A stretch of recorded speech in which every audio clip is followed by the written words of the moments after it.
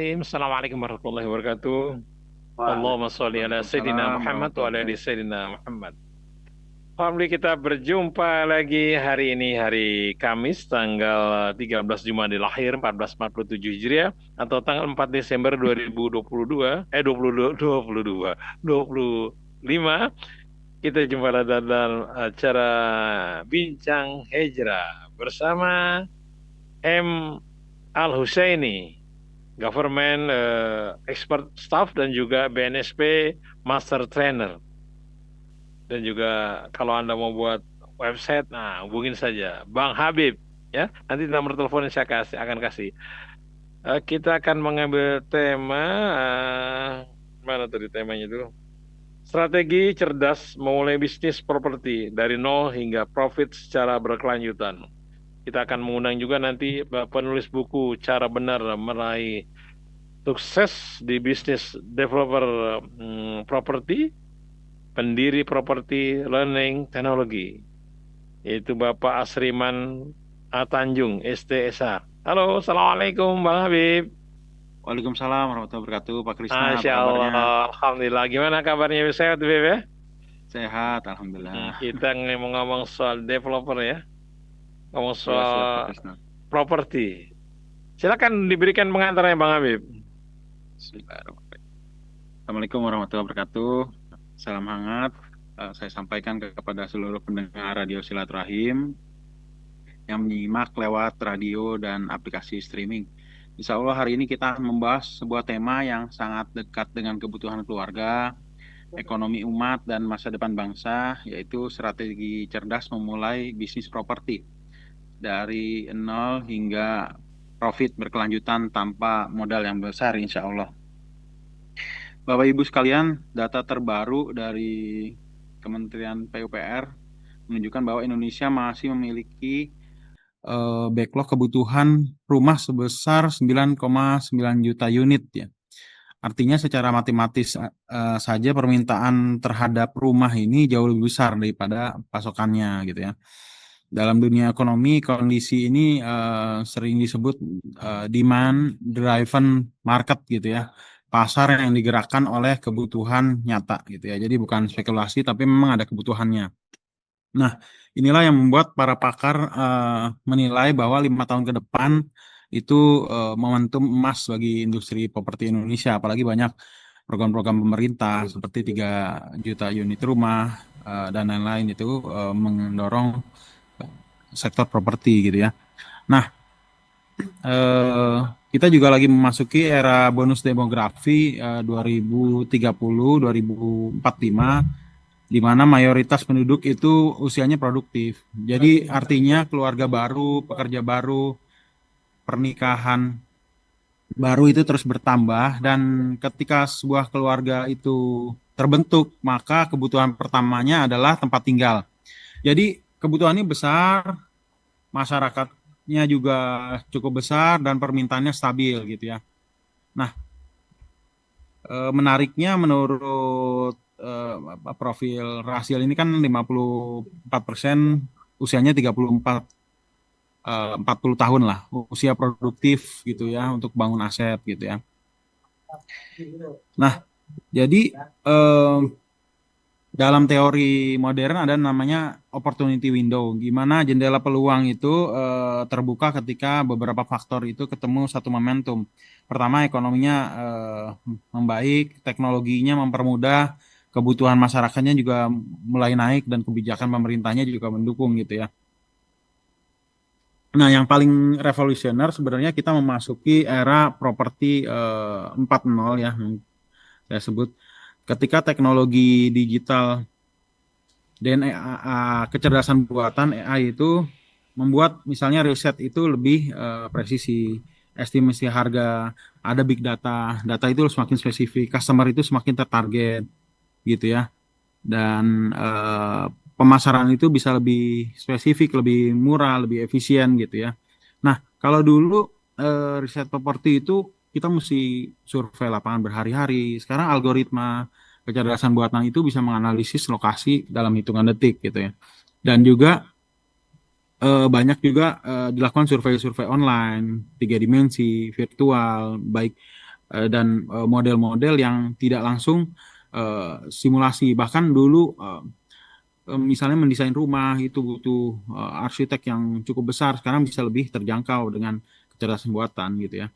Jadi sekarang itu kita mesti beradaptasi dengan cepat, kalau enggak bakal tergilas dengan perkembangan teknologi yang sangat cepat ini gitu ya.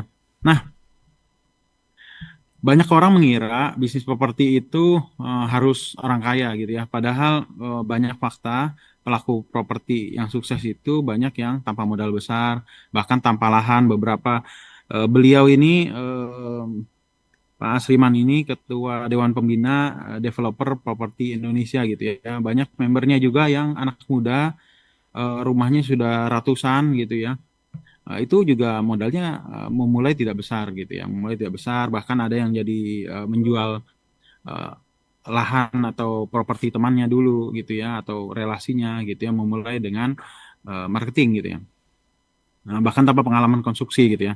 Kenapa bisa? Karena dalam ilmu marketing properti itu aset light business dengan high leverage, artinya eh, Anda nggak harus punya tanah untuk mulai, nggak harus punya modal miliaran, nggak harus jadi ahli bangunan, konstruksi, dan lain-lain.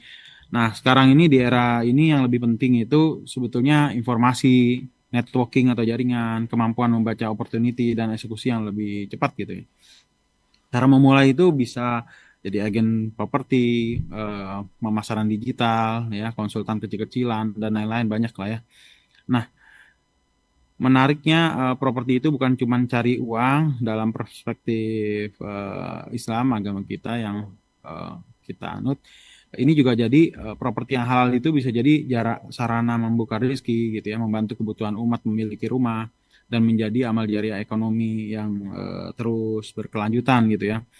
Saya sering apa dengar itu kata-kata, kadang Allah membuka rezeki itu bukan dengan modal besar tapi dengan keberanian memulai dan keberkahan gitu ya. Ketika orang menikah itu rezekinya terbuka lebar gitu ya. Nah, itu rezekinya dibuka dari situ ya. Pintu-pintu rezeki keberkahan dan lain-lain gitu ya. Banyak orang yang memulai lebih cepat itu lebih berhasil gitu karena mereka memulai gagal terus coba perbaikin gitu ya. Tapi orang yang menunggu sempurna kadang juga terlambat gitu ya, banyak terlambat.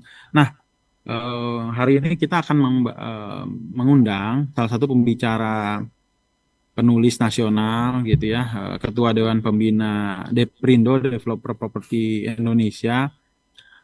Beliau menulis buku yang terjual juga ribuan, cukup banyak, diterbitkan oleh Gramedia, penerbit yang juga nasional gitu ya. Bagaimana beliau memperkuat literasi kita terhadap properti, dan mempunyai member juga cukup banyak di seluruh Indonesia gitu ya. Nanti ekosistem itu penting, jadi tempat kita bergaul, tempat kita mengembangkan ilmu dan lain-lain gitu ya. Kita belajar langsung dari Dewan Pembina Deprindo hari ini, Pak Asriman gitu ya. Beliau udah puluhan tahun membina ribuan ya pelaku properti dari berbagai daerah. Insya Allah beliau hari ini sharing ilmu yang cukup aplikatif gitu ya.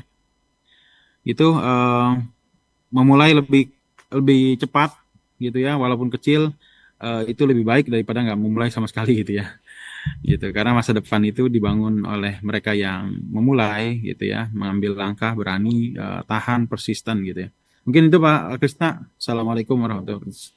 Oke, Waalaikumsalam. Alhamdulillah, baik, kita sudah berjumpa juga dengan Bapak Asriman Akhirudin Tanjung STSH. Assalamualaikum Pak Asriman. Waalaikumsalam, Pak Waduh, Krisna. senang sekali kita nih bisa jumpa dengan Bapak Asriman, penulis buku Cara Benar Alhamdulillah. Meraih Sukses di Bisnis Developer Properti, pendiri Properti Alhamdulillah. Learning Teknologi ya. Ini ada pertanyaan dari pendengar nih. Assalamualaikum Bang Habib dan Pak Asriman. Saya Yap. Pak Junaidi, 53 tahun dari Jakarta. Umur saya 53 tahun, masih cicilan rumah, masih realistis, mulai bisnis properti dari nol tanpa tambah uang riba. Bagaimana cara strateginya supaya hutangnya kepada bank cepat lunas? Ya, ya. Silakan Pak Asriman. Ya, baik Pak Junaidi ya. Ya, salam kenal semuanya ya Bang Krisna, Bang Habib.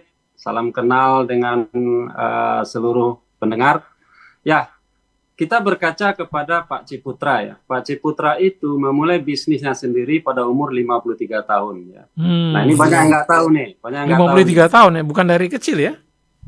Ya, kalau dari awal-awal kan kerjasama dengan pemerintah, dengan Pemda DKI, bangun Pasar Senen, Ancol, kemudian lain-lain kan. Untuk keluarga sendiri, mulainya di umur 53 tahun. Ya, jadi pelajaran yang dapat kita ambil adalah tidak ada kata terlambat untuk memulai. Nah, itu pelajarannya yang paling dapat kita ambil dari sejarah hidup Pak Ciputra gitu loh.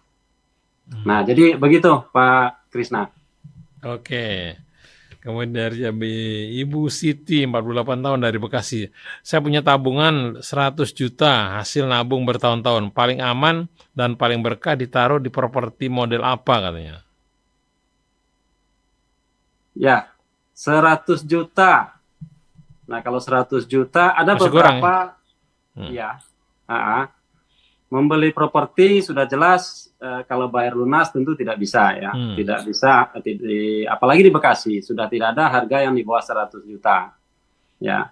Mungkin bisa kerjasama dengan teman-teman, kemudian jika ada peluang untuk lahan yang kecil 200 meter persegi atau 300, kerjasama dengan beberapa teman yang juga punya uang sebanyak itu, dikumpulkan, kemudian dikelola, dikembangkan menjadi townhouse beberapa unit lah. Nah, itu bisa. Itu lebih aman. Ya. Lebih aman. Karena asetnya ada. Uang mengikat kepada aset. Nah, jadi itu pilihan properti ya. Kalau yang lain-lain,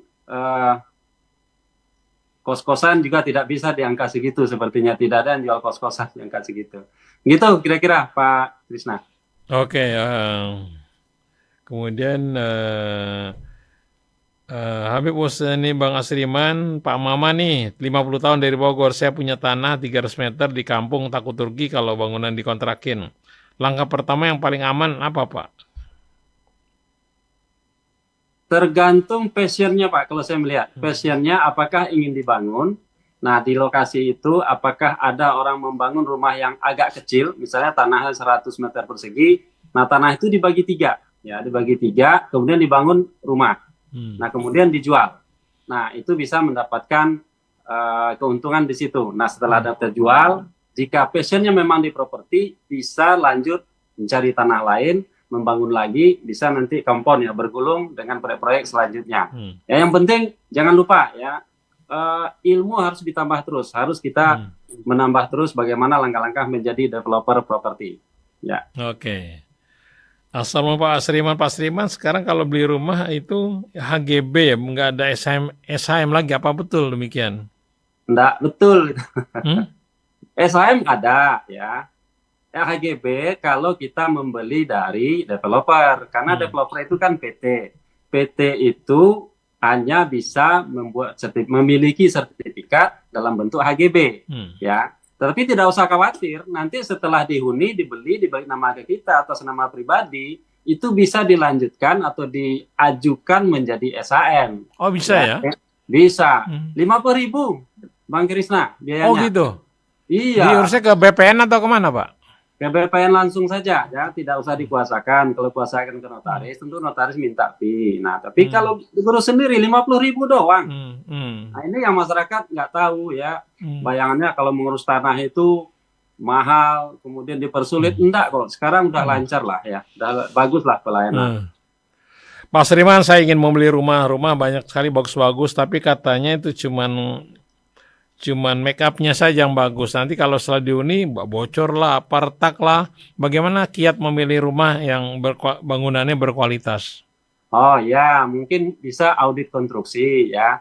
Audit konstruksi itu maksudnya ajak teman yang paham konstruksi, diperiksa ke dalam-dalamnya, ke atapnya diperiksa, apakah itu atapnya pakai kayu, kusen-kusennya pakai kayu atau apa ya. Nah, itu bisa kalau terlalu khawatir ya. Nah, tapi kalau developer saat ini kan ketika membangun itu ada spek, ya speknya ini. Jika kedapatan speknya tidak sama dengan yang diserah terimakan ke kita, itu developernya risiko loh, bisa dituntut oleh konsumen. Ya. Nah, Bisa seperti itu, ajak orang yang paham atau developernya. Kalau kita lihat developernya memang sudah bagus lah, produk-produknya bagus, ya kita ya bisa percaya lah. Atau lihat pada saat membangun, Pak Krisna. Nah itu. Nah ini rumah kita nih lagi di order dulu ya, pesan dulu baru dibangunkan. Developer kan jarang tuh bayar membangun ready stock. Kita pesan dulu, bayar DP, kemudian dibangunkan. Nah kita sering-seringlah datang. Nah, lihat ya bagaimana bahan-bahan material yang dipakai. Nah, kalau nggak cocok ya bisa diprotes kok itu. Uang rumah kita kok udah bayar gitu. Bisa Pak, itu terbuka kok itu. Nah. Oke, Pak Sriman, apa betul kalau mau ngurus IMB di Jakarta sulit? Enggak sulit. Gampang sekarang, gampang. Datang saja ke tata ruang atau sekarang kan sudah PBG ya, online. Ya, tapi tetap konsultasi, datang dulu ke lokasi, ke kantor tata ruangnya untuk melihat perencanaan di lokasi itu yang penting, Pak Krisna. Sulit mungkin ya, lokasinya tidak bisa dibangun rumah, terus dipaksakan bangun rumah, misalnya lahan hijau, ingin dibangun rumah gitu kan, ya tetap nggak bisa, itu bukan dipersulit namanya. Selagi kita membangun sesuai dengan peruntukan, izin pasti keluar. Ya, saya berani katakan itu. Oke. Pak Sriman, bagaimana kita bisa mengetahui bahwa tanah ini termasuk jalur hijau dan jalur kuning supaya kami aman di dalam membangunnya? Ya, kalau di Bekasi, kalau di Jakarta itu ada Perda RDTR, itu bisa dilihat online. Jakarta 1 namanya. Nah, itu ada peta-petanya. Apakah kuning di lokasi, apakah hijau itu kelihatan. Nah, kalau di daerah lain mungkin perlu datang ke kantor dinas terkait, ya, datang ke PTSP, tajakan tentang tata ruang. Nah, itu bisa nanti diarahkan oleh petugas. Ya, harus kita datang sendiri itu. Ya, kalau belum ada RDTR-nya gitu. Kalau ada RDTR itu online, Pak Krisna. Bisa dilihat. Terbuka sekarang. Oke. Saya kalau memilih rumah, kadang-kadang di iklan disebutkan Selatan Jakarta dengan Jakarta Selatan itu beda. Saya samperin ternyata jauh. Ternyata ini Pak bukan Jakarta Selatan tapi Selatan Jakarta. Itu teknik curriculum. Itu teknik iklan aja ya. Teknik iklan tapi kadang-kadang pelanggan merasa terkecoh ya. Pak, mungkin Pak Sriman bisa jelaskan ya sedikit profil bagaimana sih bisa terjun ke dunia properti, terus memotivasi nih pendengar yang masih belum pernah mulai gitu, bagaimana memulainya bisnis properti ini dengan modal tidak besar gitu Pak, bagaimana Pak? Ya, oke. Dulu di awal-awal saya sama dengan teman-teman semua ya, pendengar mungkin nggak paham dengan properti itu, saya ikut beberapa workshop, kelas, seminar. Nah itu saya sangat suka ikut belajar seperti itu. Dan kemudian dengan beberapa teman membangun proyek, mulai ya setelah selesai workshop ketemu dengan teman-teman yang segelombang ya. Nah, kemudian membangun proyek. Nah, beberapa tahun 2018 2019 tepatnya ya, saya mulai mengadakan workshop sendiri ya. Workshop sendiri dengan nama cara benar memulai bisnis developer properti bagi pemula. Nah, jadi di workshop itu memang saya bahas tentang bagaimana orang yang tidak paham sama sekali, yang belum pernah mengetahui tentang properti, nah itu saya ajak berkelana pikirannya sehingga setelah workshop 2 hari paham gitu. Nah itu 2017 ya, mulai sampai sekarang sudah angkatan 80. Nah, angkatan kenapa? 80, Masya Allah. Angkatan 80 Pak. Luar biasa. Ya, nah jadi kawan-kawan alumni itu yang sepaham, nah sepakat membuat perkumpulan. Nah jadilah sekarang namanya Deprindo, Developer Properti Indonesia. Itu asosiasi yang sudah sah ya, sudah sah, kita bisa menerima anggota dari siapapun saat ini, sudah terbuka.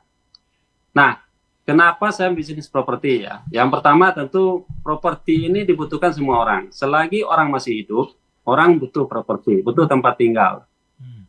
Salah satu kebutuhan pokok ya, sandang, pangan, papan gitu. Nah, bagaimanapun juga orang pasti akan butuh tempat tinggal. Apalagi menurut data statistik nih menyampaikan banyak backlog saat ini. Bang Habib tadi bilang 9,9 juta ya. Itu angka yang sangat besar. Nah, itu ditambah lagi menurut BPS ada 800.000 sampai 1 juta keluarga baru tiap tahun di Indonesia. Masya Allah. Ya, bisa dibayangkan Itu ya, potensi juga tuh ya. potensi ya. Itu bukan saya yang ngomong, itu BPS, data BPS. Nah, otomatis ketika keluarga baru, otomatis butuh tempat tinggal baru. Ya, awal-awal mungkin menumpang dengan orang tua, mertua, tapi kan nggak enak juga lama-lama gitu kan. Harus ingin punya tempat tinggal yang baru. Nah, gitu. Ya. Nah, jadi itu latar belakangnya. Kemudian saat ini ya, saya sangat senang sebenarnya dengan program pemerintah. Saat ini 3 juta unit rumah per tahun. Nah, kalau selama 5 tahun itu ada rencananya 15 juta unit rumah. Nah, ini dibutuhkan peran serta seluruh developer, ya. Seluruh developer, pemerintah saja itu tidak akan bisa menyediakan itu. Karena sebenarnya kewajiban itu kan sebenarnya pemerintah ya, pasal 28H, UUD 45. Itu kewajiban pemerintah gitu loh. Tapi saat ini developer swasta kita ini bisa ikut serta. Nah, pemerintah bergeser menjadi regulator. Nah, itulah saat ini pemerintah sangat melonggarkan regulasi-regulasi terkait perumahan, terutama rumah subsidi ya. Yang backlog itu kan rumah subsidi sebenarnya. Rumah subsidi itu untuk masyarakat berpenghasilan rendah. Nah, jadi bentuk dukungan pemerintah itu saat ini ada beberapa. Kemarin ada SKB 3 Menteri ya. SKB 3 Menteri itu tentang pembebasan BPHTB. BPHTB itu bayar perolehan hak atas tanah dan bangunan. Itu pajak pembeli lah kalau masyarakat mengenalnya. Jadi ketika kita beli rumah, si penjual kena PPh, si pembeli kena BPHTB. Nah, itu lumayan 5% loh itu. Kalau bagi masyarakat MBR 5% itu sekitar 6 juta 7 jutaan dengan harga ya. Besar ya. Nah, makanya setelah kita memberi masukan ke pemerintah, ini termasuk halangan ya. Masyarakat MBR menyediakan 6 juta 7 juta unit rumah itu berat bagi mereka. Oke, pemerintah mendengar. Nah, dibikinlah kesepakatan SKB 3 Menteri bahwa BPHTB digratiskan. Nah, kemudian developer ini teriak lagi perizinan lama gitu kan. Nah, dalam SKB 3 Menteri itu juga ada dari Kementerian PU ya yang mengurus tentang perizinan. Nah, jadi perizinan itu dari awal sekali ya itu bisa 2 tahun dulu ya.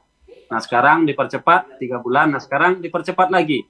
Bahkan dalam kemarin itu dalam prakteknya ya, dalam praktek ditungguin oleh Pak Menteri, perizinan dalam hitungan menit keluar gitu di salah satu kantor. Masya Allah, hebat. Ya, karena ditungguin Pak Menteri gitu kan. Nah, diharapkan ya tentu ini kita harapkan ya DNA pelayanan publik itu harusnya menjadi lebih baik. Memang harus seperti itu. Perizinan itu cepat ya sehingga investasi kita tidak terhalang. Juga niat kita menyediakan rumah untuk masyarakat juga terlaksana dengan baik gitu. Nah, itu dari sisi developer. Nah, kemudian dari sisi konsumen kan juga banyak nih sekarang ya. Kendala-kendala kita di asosiasi juga bermasalah tentang kolektabilitas para pembeli. Nah, masalahnya apa? Masalahnya adalah tentang pinjol ya, yang banyak sekali itu banyak sekali dikeluhkan oleh rata-rata developer perumahan subsidi. Kemudian pay later gitu kan. Setelah di tracking, ternyata utangnya itu nggak banyak, ada 200.000, 300.000 gitu. Tetapi secara regulasi, kalau itu nyangkut, itu nggak bisa. Ya dari OJK nggak bisa gitu. Nah, kita apresiasi ya Pak Menteri, Pak Marwarar Sirait, ya, konon katanya sudah deal dengan OJK, mengatakan bahwa ada kolektabilitas tertentu yang di-approve, yang diperbolehkan. Ya. Misalnya utangnya masih ada, tapi diperbolehkan untuk diproses pengajuan kreditnya untuk membeli rumah. Nah, itu bentuk dukungan dari pemerintah tentang penyediaan perumahan bagi MBR. Nah, bagi developer yang saat ini ya sangat momentum yang sangat bagus ya, terutama sekali tahun 2026 ya. Kenapa bagus? Karena pemerintah BI memperkirakan pertumbuhan kita itu 5-6%. Nah, dengan demikian salah satunya akan berimpact kepada bisnis properti. Karena properti ini padat modal, padat orang, padat material ya, banyak sekali material yang dipakai. Kemudian ketika membangun sebuah proyek perumahan properti itu, proyek properti akan banyak sekali pihak yang terlibat. Nah, ini yang merupakan nilai positif dari proyek properti. Ya nggak salah ya orang mengatakan bahwa properti ini adalah lokomotif pertumbuhan ekonomi, lokomotif ekonomi nasional gitu. Karena akan mempengaruhi banyak orang ya, terutama yang langsung ya, material, industri material aja itu banyak sekali ya. Mulai dari semen, besi, baja ringan, atap, kaca, segala macam itu akan terpengaruh oleh sebuah proyek properti. Ya bayangkan kalau banyak sekali perumahan yang jalan itu akan bergerak ya. Kemudian dari sisi tukang misalnya, ya tukang pasti banyak dipakai ya, untuk masyarakat bawah semua akan bergerak. Nggak kebayang berapa banyak tukang yang bekerja, berapa banyak keluarga yang terhidupi, keluarga tukang itu yang terhidupi. Nah itulah sisi positifnya dari bisnis properti itu. Nah kira-kira seperti itu Bang Habib. Jadi kawan-kawan yang akan mengembangkan proyek properti ini momentum ya akhir-akhir tahun ini, karena nanti kalau memulai sekarang pemasarannya seperkiraan saya di kuartal pertama 2026 dan mudah-mudahan itu sudah bagus kondisinya, walaupun di 2025 ini akan masih tertekan ya.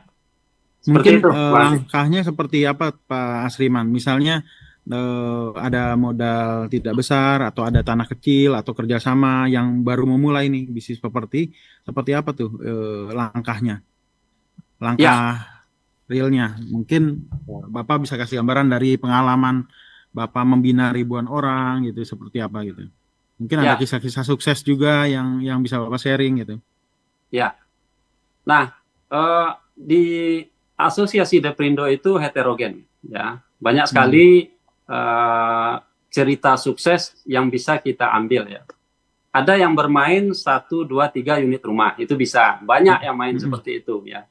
Ada punya lahan 300 meter seperti Bapak tadi itu, dibangun 3 unit rumah atau 4 unit rumah.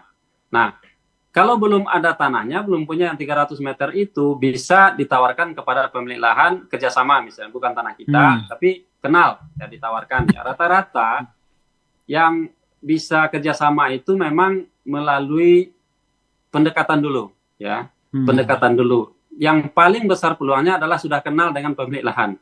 Misalnya ada teman nih, punya tanah 500 meter, punya tanah 1000. Saya punya lahan tuh 1000 meter di sini. Dia apain kek? Itu dibangun atau gimana gitu. Nah, itu bisa kita ajukan kerjasama dengan si pemilik lahannya. Nah, nanti bagi-baginya ya itu sangat fleksibel lah ya. Tidak ada aturan formal yang mengatur bagi-bagi dengan pemilik lahan ya. Tapi rata-rata untuk rumah-rumah yang non subsidi itu bisa sampai 30-40% ya dari laba bersih ya, kita bicara laba bersih. Jadi setelah dihitung semua harga tanah dipastikan, kemudian membangun, perizinan, biaya-biaya semua, kos yang terpakai dihitung semua dan tinggal laba bersih. Nah, laba bersih itu kan yang dibagi dengan si pemilik lahan.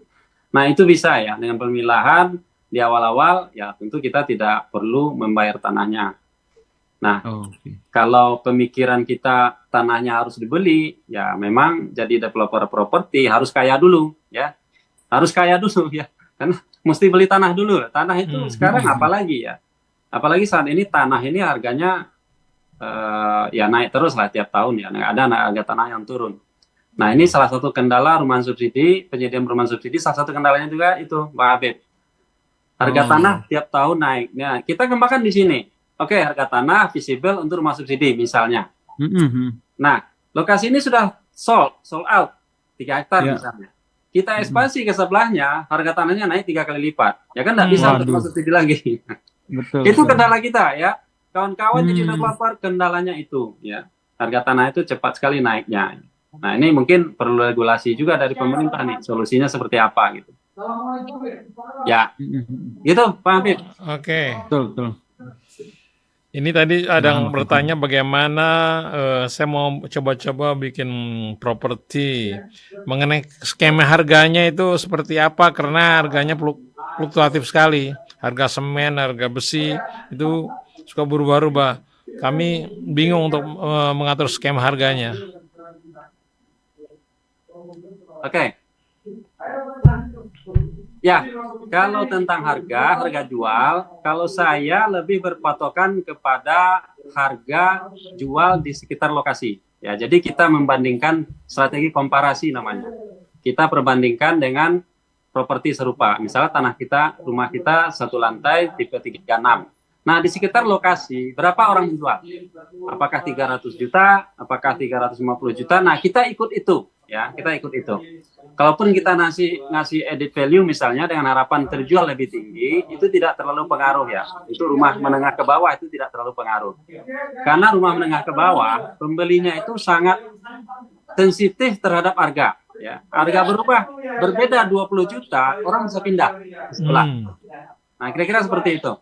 Nah, jadi kalau tentang fluktuatif material tidak terlalu pengaruh ya, tidak terlalu. Fluktuatifnya bukan naik turun seperti itu ada harga patokannya ya. Kalau naik pun tidak terlalu besar kalau material, tidak terlalu pengaruh terhadap harga. Kira-kira Pertama begitu. tanah ya, Nah, Pak Sriman ya. ya. Pak Triman dalam tanya lagi, apakah betul ada rumah membeli tanpa DP? Apa betul ada? Membeli rumah tanpa DP. Nah, kalau rumah subsidi itu banyak yang mempraktekkan itu, ya, rumah subsidi ya. Misalnya bayar 3,5 juta all in gitu kan. Nah, all in itu bukan DP itu sebenarnya, karena sebenarnya masih ada biaya-biaya lain, misalnya biaya notaris segala macam gitu kan. Itu bisa dikatakan tanpa DP. Apalagi kalau rumah komersil non subsidi itu banyak yang mempraktekkan itu bisa ya. Karena sekarang perbankan tidak melarang, BI tidak melarang tanpa DP atau LTV 100% itu tidak dilarang oleh BI gitu. Atau FTP kalau misalnya FTP ya, finance to value 100% sih oke sekarang. Dulu dilarang, sekarang udah direlaksasi itu. Bisa Pak Krisna. Bisa ya. Oke, Pak Sriman, bolehkah sebuah rumah diatasnamakan 2 orang, adik kakak gitu misalnya? Boleh banget. Boleh, enggak masalah. Boleh. Caranya adalah ketika membeli, sebagai pembeli 2 orang gitu. Nanti balik namanya ke 2 orang. Kan di balik nama sertifikat itu kan dasarnya AJB. Nah, jadi AJB itu patokannya. Kalau AJB 1 orang sebagai pembeli, kemudian nanti balik nama minta 2 orang, enggak bisa. Nah, jadi krusialnya ketika membeli. Jadi 2 orang menandatangani sebagai pembeli. Nah, balik namanya 2 orang itu nanti. Sesuai gitu ya. yang tercantum di dalam AJB sebagai pembeli gitu. Gitu Pak Krisna. Ini ada tadi bertanya Pak Rahman. Mana tadi pertanyaannya? Dia Pak, apakah saya bisa menawarkan untuk jual ruko melalui badan usahanya PT Pak Triman nih Pak? Mungkin maksudnya Pak I dia mau jual ruko ya, mau jual properti ya. Bisa saja dibantu teman-teman itu di Deprindo kan banyak juga, selain developer ada juga yang sebagai marketing ya, Bang Habib ya, bisa itu. Iya. Boleh diminta aja informasinya Pak Krisna, mungkin HP-nya kalau ada, nanti Bang Habib nanti bisa mendeliver ke pengurus Deprindo itu, bisa dibantu. Oke, waduh. Minta nomor telepon ya tuh. Pakai telepon Bang Habib itu gimana? Ya, silakan bebas.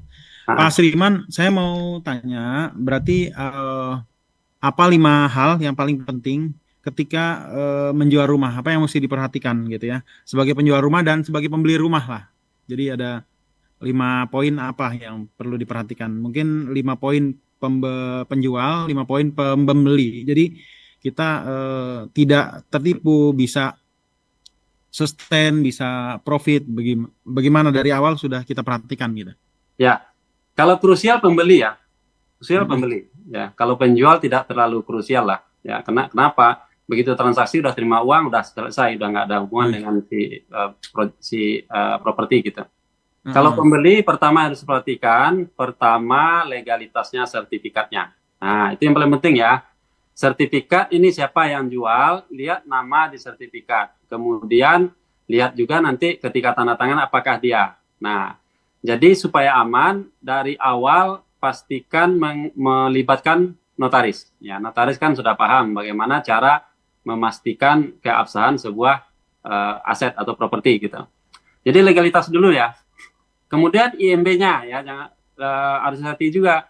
Sekarang PBG namanya. Pastikan bahwa PBG-nya akan ada gambar-gambar. Nah, pastikan itu sama dengan fisik. Nah, kalau rumahnya 2 lantai, pastikan gambar-gambar di PBG-nya itu, di lampiran PBG-nya itu ada juga 2 lantai, sama lah ya, sama. Nah, kemudian yang saya perhatikan lagi adalah posisi ya, posisi dari properti yang akan kita beli ini. Posisi itu berhubungan nanti apakah nanti akan ada rencana pemerintah di sana, ya. Kemudian apakah ada rencana pembuatan apa-apalah perencanaan pemerintah. Nah, ini terkait nanti tata ruang, ya, pastikan ya kalau kita harus hati-hati sekali ya kalau ini non perumahan ya. Kalau non perumahan, kalau perumahan udah pasti, itu kan sudah pasti, izinnya sudah pasti. Kalau non perumahan di wilayah biasa-biasa saja, pastikan rencana tata ruangnya betul-betul tidak ada rencana perubahan di masa yang akan datang. Nah, itu bisa dilihat di KRK-nya, ketetapan rencana kota atau ketetapan rencana kabupaten. Nah, itu aja yang krusial ya ketika membeli, ya, legalitas, kemudian fisik. Nah, satu lagi fisik rumah. Pastikan ya seperti yang pertanyaan dari awal tadi ya, mutu materialnya seperti apa, apakah sesuai dengan yang disampaikan. Nah, kemudian kalau ada aja orang yang membangun katanya lebarnya 9 meter, tapi setelah diukur hanya 8 meter gitu kan. Ada aja yang kejadiannya seperti itu ya, pernah kejadian. Nah, nggak sesuai. Nggak sesuai di keterangan dengan fisiknya. Nah, juga nanti disesuaikan dengan perizinannya, ya, luas bangunannya gitu. Nah, paling itu yang harus diperhatikan ya Pak Habib ya. Kalau dari sisi penjual ya lebih safe lah ya. Sepanjang orang membeli, tentang jual beli, bayar uang gitu kan, nah udah selesai.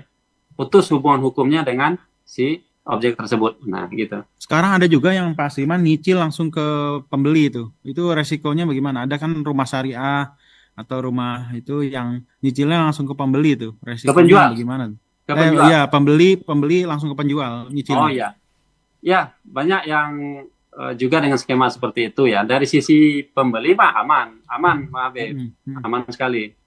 Cuma dari sisi developer jika yang beli mengangsur telat-telat gitu kan, itu nambah kerjaan dari developer yang sebenarnya itu adalah kerjaan perbankan sebenarnya, tapi diambil alih. Nah, itu risikonya itu aja. Selagi itu bayarnya sesuai dengan yang diperjanjikan, tiap bulan bayar, itu oke lah, aman lah ya. Dan ya bagi developer ya tentu sudah memperhitungkan harusnya ya cash flow-nya seperti apa.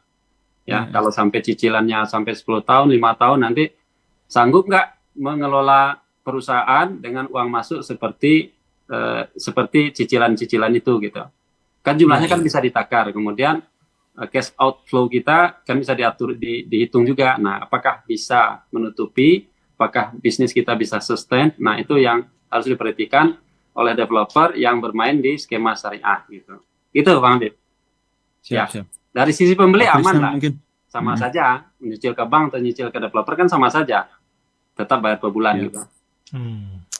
Dari Pak Hasan 51 tahun dari Depok, kalau pakai KPR Syariah BSI atau PNI Syariah, apakah sudah aman dari riba menurut Habib? Nah, ya Habib.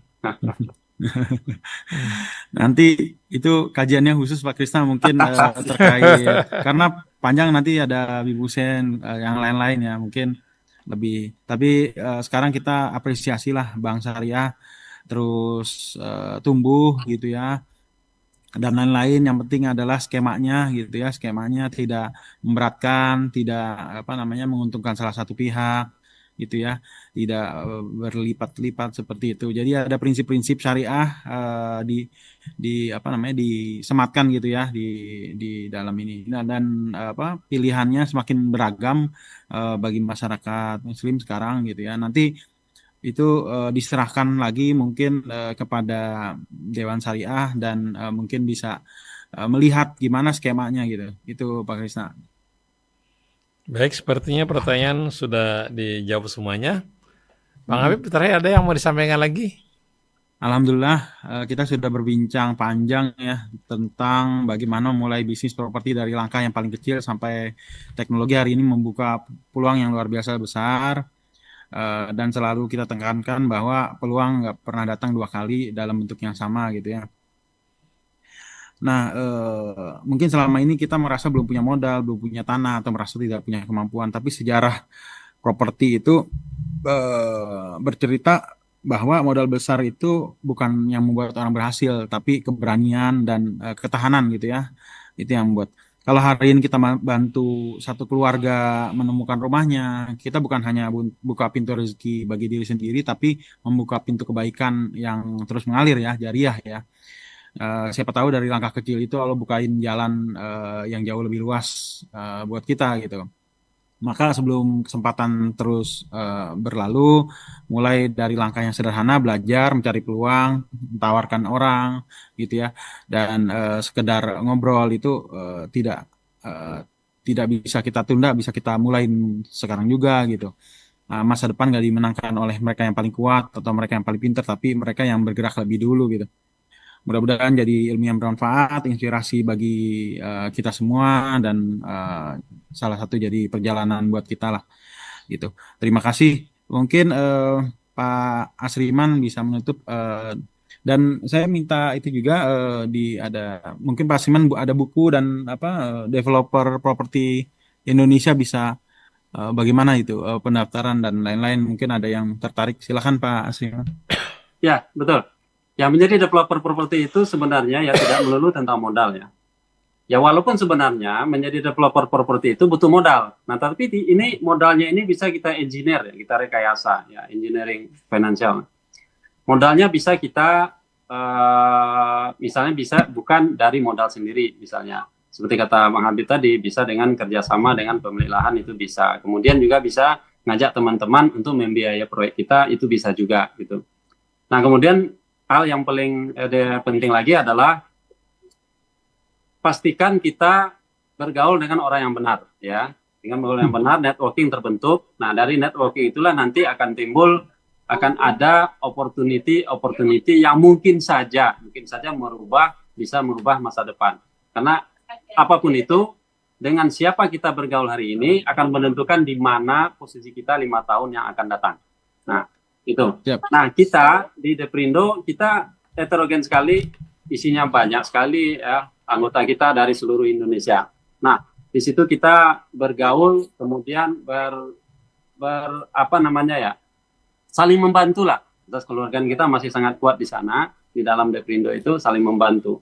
Pokoknya apapun masalah teman-teman, anggota Deprindo menyampaikan masalah, insya Allah dalam waktu tidak lebih dari 5 menit akan ada yang membantu. Nah itu teman-teman dari Deprindo merasakan, yang baru bergabung merasakan bahwa kita banyak bantuan ya dari teman-teman yang lain, apakah dari senior ya. Itu di Deprindo itu ada yang proyeknya itu udah puluhan ribu unit itu. Ya ada yang 1.000 unit, ada yang ratusan unit, tetapi ada juga yang 1 unit, 2 unit, 3 unit gitu. Nah, jadi kita berkumpul bersama, kemudian ya punya ini sendiri ya, ini passion sendiri. Ada yang rumah subsidi, passionnya tidak mau perumahan non subsidi. Ada yang inginnya hanya rumah komersil saja, rumah non subsidi, tidak mau rumah subsidi gitu. Atau akan belajar untuk rumah subsidi. Kalau di Jakarta punya proyek member kita itu harga jualnya 5 miliar 1 unit dan 7 miliar 1 unit. Dibandingkan dengan rumah subsidi, itu bisa 10 unit dengan nilai yang sama gitu. Nah, jadi bagi Bapak Ibu yang ingin menjadi developer bisa belajar dari buku. Nah, di blog saya juga ada asriman.com. Nah, itu semua perjalanan pikiran-pikiran saya, perjalanan juga ada dari teman-teman, itu saya tulis di sana. Dan juga kalau ingin berinteraksi bisa juga ikut workshop ya. Jadwal terdekat itu tanggal 20 ya Habib ya. Mas Habib. Ya. Itu tanggal 20 21 Desember. Nah, 3 minggu lagi lah ya, kalau ada yang mau belajar ya silakan. Informasinya di asriman.com ada. Ya, baik. Terima kasih Pak Bang. Oke. Baik, terima kasih Pak Asriman, Bang Habib, terima kasih. Demikian tadi. Krisna. Ya, oke. Sampai ketemu lagi ya. Sangat bermanfaat ini ya. Oke, kita jumpa lagi nanti pada Kamis pertama di bulan Januari. Oke, saya Muhammad Krisna. Kemudian juga Atep Setiabudi dan teman-teman dari PKL. Juga Algi, mohon pamit. Wabillahi taufiq walhidayah. Assalamualaikum warahmatullahi wabarakatuh. Waalaikumsalam.